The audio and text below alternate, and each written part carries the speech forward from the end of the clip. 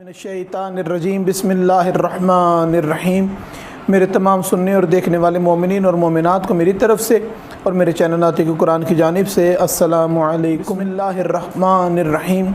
अस्सलामु अलल हुसैन व अला अली इब्नुल हुसैन व अला औलादिल हुसैन व अला अस्हाबिल हुसैन। अल्लाहुम्मा सल्लि अला मुहम्मदिन व आलि मुहम्मद। हदिये ताज़ियत पेश करते हैं इमाम ज़माना अजल्लल्लाहु ताला फ़रज शरीफ की बारगाह में, और हद पुरसा पेश करते हैं जनाब सैयदा फ़ातिमा ज़हरा सलामुल्लाह अलैहा की बारगाह में। परवरदिगार से दुआ है कि दोनों हस्तियाँ हमारे इस ताज़ियत को और हमारे इस पुरसे को अपनी बारगाह में कबूल व मंजूर फरमाए। करबला का वाक़या बहुत दुख भरी दास्तान अपने सीने में लिए, दुख भरी दास्तान के अलावा इंतहाई दर्स, इंतहाई सबक कि इंसान अगर अपनी मंजिल को मुंतखब करे और उसका इंतखाब जिस तरह का होगा, अंजाम भी परवरदिगार उसको वैसा ही अता करेगा। तमाम सिफ़ात के हामिल अफराद करबला के मैदान में मौजूद थे। जो जिसकी नीयत थी वैसी वैसी उसने वहाँ से मुराद ली, वैसे वैसे लोगों के मामलात थे।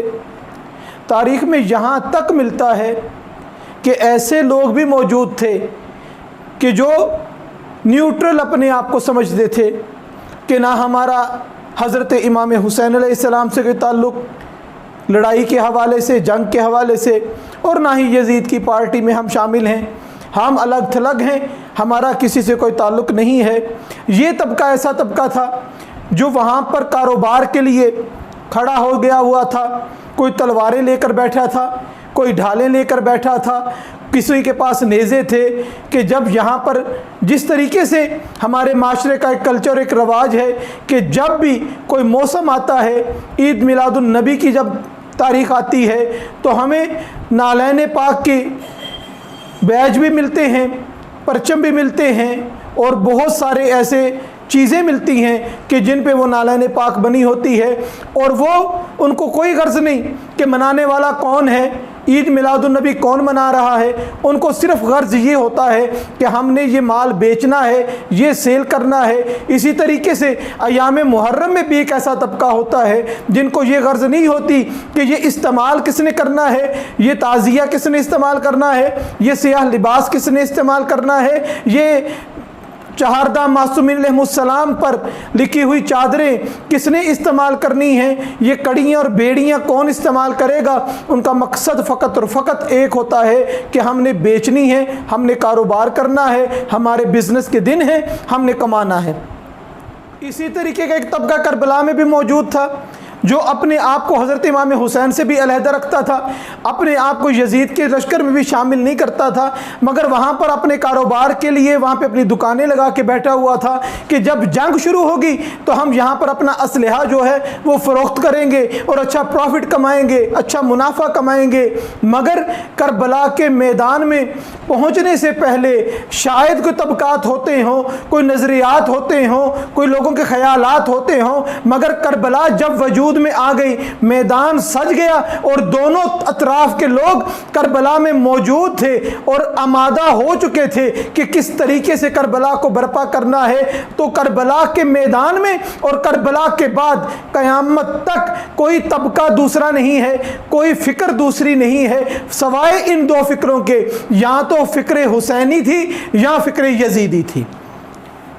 इन दो तबकात के अलावा कोई तबका नहीं। हज़रत इमाम हुसैन अलैहिस्सलाम वक्त के इमाम थे, उस वक्त मौजूद थे, और उस वक्त ये कहना कि हम न्यूट्रल रहेंगे, वहाँ पे कोई न्यूट्रल नहीं था, कोई तीसरा फरीक नहीं था। बस जो हुसैन के साथ था वो हुसैन के साथ था, जो हुसैन के साथ नहीं था बेशक वो घर पे था या कोई दुकान लगा कर बैठा था या दूर से अपने खैमों से ये मंजर देख रहा था, बेशक यजीद के कंपनी में शामिल नहीं था, उसकी आर्मी में शामिल नहीं था। अगर हुसैन से जुदा था तो वो यकीनन यजीदी था। करबला के मैदान में जहाँ पे बड़ी बड़ी शहादतें पेश की गई हज़रत इमाम हुसैन अलैहिस्सलाम की जानिब से, وہاں پر ذکر کرنا لازمی سمجھتا ہوں کہ دو کمسن بھائی ہیں، دو جوڑیاں ملتی ہیں، ایک جوڑی جناب مسلم کے بچوں کی اور ایک جوڑی جناب زینب سلام اللہ علیہ کے بچوں کی۔ جناب مسلم کے بچوں کے ساتھ جو سلوک روا رکھا گیا، قید خانے میں ان کو بند کر دیا گیا اور ان کو کھانے کو دیا کیا جاتا تھا؟ خشک روٹی دی جاتی تھی، گرم پانی دیا جاتا تھا۔ اس کے علاوہ کوئی تیسری چیز جناب مسلم کے فرزندان کو زندان میں نہیں مہیا کی جاتی تھی۔ ایک دن عید کا روز تھا، جو دربان تھا ان کے پہرے پر مامور، وہ اپنے بچوں کے ساتھ عید کی خوشیاں منا رہا تھا۔ اس کو یاد نہیں رہا کہ قید خانے میں بچوں کے کھانے کا وقت ہو چکا ہے۔ اپنے بچوں کے ساتھ عید کی خوشیاں منانے کے بعد اپنے گھر پہ آرام کے گھر سے لیٹ گیا۔ جیسے ہی آنکھ لگی، خواب میں کیا دیکھتا ہے کہ جناب سیدہ فاطمہ زہرا سلام اللہ علیہا تشریف لائی ہیں اور اس کو کہتی ہیں کہ تو نے تو اپنے بچوں کے ساتھ خوشیاں منائی، انہیں طرح طرح کی چیزیں کھلائیں، مگر یاد رکھ تو جو قید میں بچے رکھے ہیں ان کو لیے صرف سوکھی روٹی اور گرم پانی ہی ملتا ہے، مگر آج تو وہ بھی دینا بھول گیا۔ یہ گھبرا کے اٹھتا ہے اور پریشان ہوتا ہے، یہ کہ کون سے شہزادے ہیں کہ جن کی لیے میرے خواب میں دختر رسول حضرت فاطمہ زہرا سلام اللہ علیہ تشریف لے کر آئیں۔ یہ بھاگتا ہوا قید خانے کی طرف گیا، وہاں پر جا کے بچوں کو پوچھا کہ تم کون ہو؟ کہنے لگے ہم مسلم کے بیٹے ہیں۔ مسلم کون؟ بچوں نے بتایا کہ مسلم عقیل کے بیٹے ہیں۔ کہا عقیل یعنی کہ تم جناب ابو طالب کے رشتہ دار ہو؟ کہا ہاں ہم جناب ابو طالب کے رشتہ دار ہیں، ہمارے وہ دادا لگتے ہیں، ہمارے جد ہیں جناب ابو طالب۔ تو وہ گھبرا گیا اور بچوں کو قید خانے سے آزاد کیا۔ میں بہت مختصر کرتا ہوں کہ ان بچوں کو بھی اس بے دردی سے شہید کر دیا گیا کہ دونوں بچوں کو ایک دوسرے کے سامنے ان کے گلے تن سے جدا کیے گئے، ان کو دریا کے سپرد کر دیا گیا۔ اسی طرح کی ایک جوڑی جناب زینب سلام اللہ علیہ کی اون و محمد کی شکل میں کربلا کے میدان میں موجود تھی۔ لوگ کہتے ہیں کہ جناب زینب سلام اللہ علیہ کے دو بیٹے کربلا میں شہید ہوئے۔ میں کہوں گا کہ دو بیٹے کربلا میں شہید نہیں ہوئے، جناب زینب کبریٰ نے اپنی تمام نسل کو کربلا میں قربان کر دیا۔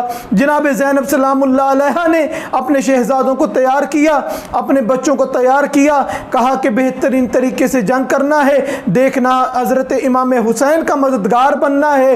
ان شہزادوں نے بہترین طریقے سے جنگ کی، بہترین طریقے سے لڑے، مگر ایک دوسرے سے جب جدا ہوئے تو ان کو اکیلا اکیلا پا کے دشمن نے جب ان پر حملہ کیا تو دونوں کو شہید کر دیا۔ جناب حضرت امام حسین علیہ السلام ان کے آواز پر جب انہوں نے مولا کو بچوں نے صدا دی تو ان کے لاشوں پر مولا پہنچے۔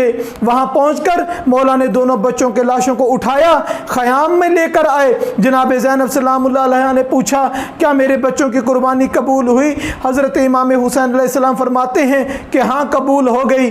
یہی بات تھی کہ جب بی بی واپس گئی ہے نا قید کاٹ کے جناب عبداللہ کے پاس، عبداللہ نے دیکھا کہ جناب زینب کبریٰ واپس آ چکی ہیں تو ان کو وہ سارا منظر یاد آ گیا کہ جب گھر سے گئی تھی تب بھی کہا تھا کہ یہاں تم ایک چادر لے کے جا رہی ہوں، اس کے علاوہ میرے پاس کچھ نہیں ہے۔ تو دو شہزادے جناب عبداللہ نے بھیجے تھے کہ میری طرف سے بھی قربان کرنا، اپنی طرف سے بھی قربان کر دینا، حضرت امام حسین کی جان پر پہلے یہ جائیں پھر حضرت امام حسین پر کوئی حملہ کرے۔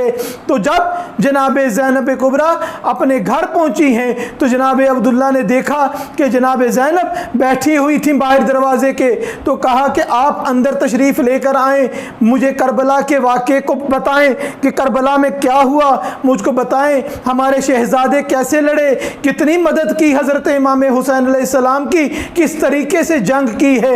جناب زینب کبریٰ نے تمام واقعہ بتا دیا اور آخر میں جب کہا نا کہ میرے بچے جب جنگ کے لیے جا رہے تھے نا تو مجھے کہا تھا کہ جب واپس وطن جانا نا تو ماں ہمارا سلام ہمارے بابا کو کہنا۔ جب بی بی نے اپنے ہاتھ اپنے ماتھے پہ رکھے، جناب عبداللہ کو غش آ گیا۔ جناب عبداللہ کو جب ہوش میں لایا گیا تو بی بی نے پوچھا بچوں کا سلام اتنا تکلیف دے تھا کہ آپ سے برداشت نہیں ہوا؟ تب جناب عبداللہ نے کہا کہ بچوں کے سلام پہ نہیں زینب، جب تم نے سلام کیا نا مجھے تیری کلائیاں نظر آئی ہیں، ان کلائیوں پہ یہ نیلے داغ کیسے ہیں؟ تب بی بی نے فرمایا کہ یہ کربلا کی سفر کے داغ ہیں، یہ زندان کی قید کے داغ ہیں۔ اللہ لعنت اللہ علی القوم الظالمین، انا للہ و انا الیہ راجعون۔